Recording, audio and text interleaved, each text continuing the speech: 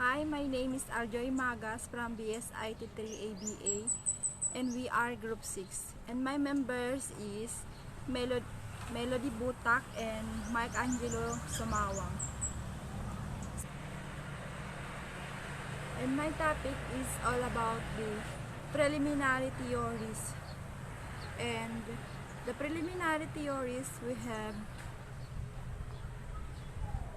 ethical relativism, ethical absolutism, ethical egoism, and ethical altruism.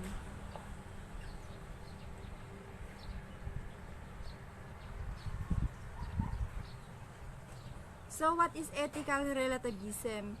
Ethical relativism is a theory that holds that morality is relative to the norms of one's culture. That is, whether an action is right or wrong depends on the moral norms of the society in which it is practiced. The same action may be morally right in one society but be morally wrong in another.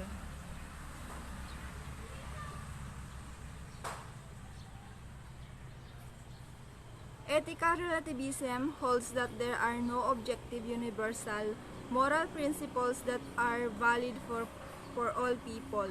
There are two main forms of ethical relativism.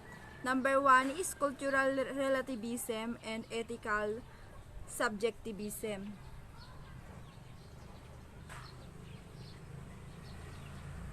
So what is cultural relativism? Cultural relativism, in order to avoid conflict over culture practices and beliefs, we must all try to be more culturally relative.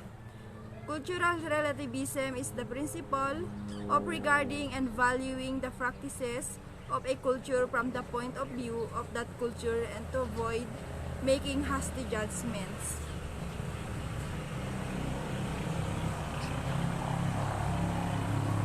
Ethical subjectivism. So what is ethical subjectivism? Ethical subjectivism is the idea that our moral opinions are based on our feelings and nothing more. On this view, there is no such thing as objective, right or wrong. It is a fact that some people are homosexual and some are heterosexual. But it is not a fact that one is good and the other bad.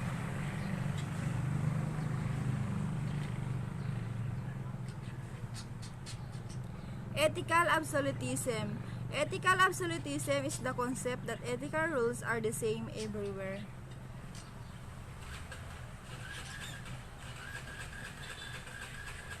Absolutism maintains that moral values are fixed regardless of time, place, and the people concerned. Under moral absolutism is graded absolutism, which views a certain standard as greater or less than another moral absolute. For instance, the guideline, do not lie, is less important than do not kill. Ethical egoism. This is a statement of value that we ought to maximize our own good. It claims that even though we can act in others' interest because we are concerned for others, we ought to always act in our own interest. Ethical egoism in philosophy, an ethical theory according to which moral decision-making should be guided entirely by self-interest.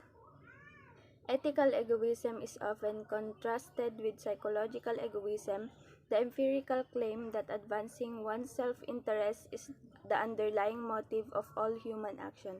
For example, psychological egoism asserts that a person will always act in their own self-interest, even when it appears as though they aren't. Imagine that someone tells you that they volunteer at a soup kitchen once a month because they want to help the homeless. There are three categories of ethical egoism: the individualistic egoism, the personal egoism, and the universal egoism. The individualistic egoism is a form of ethical egoism would promote the self-interest of each individual, encouraging everyone to make the best possible choices for themselves at all times. Individual egoism holds that all people should do whatever benefits the individual. When you support yourself financially and do not depend on anyone else for your needs, this an example of individualistic egoism. Next is the personal egoism. This form of ethical egoism promotes personal self-interest without attempting to influence others to do the same.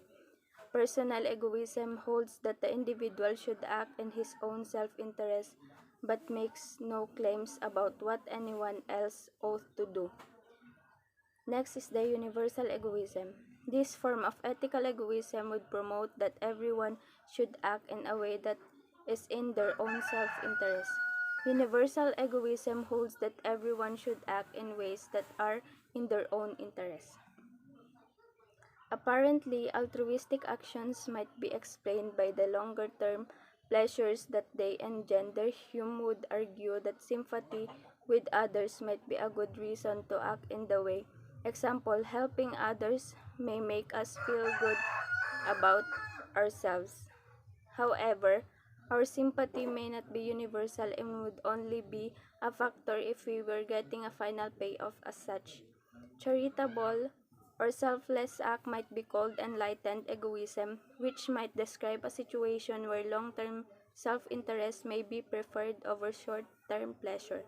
Example, studying, denying ourselves short-term measures in order to achieve higher earnings and pleasure in the future.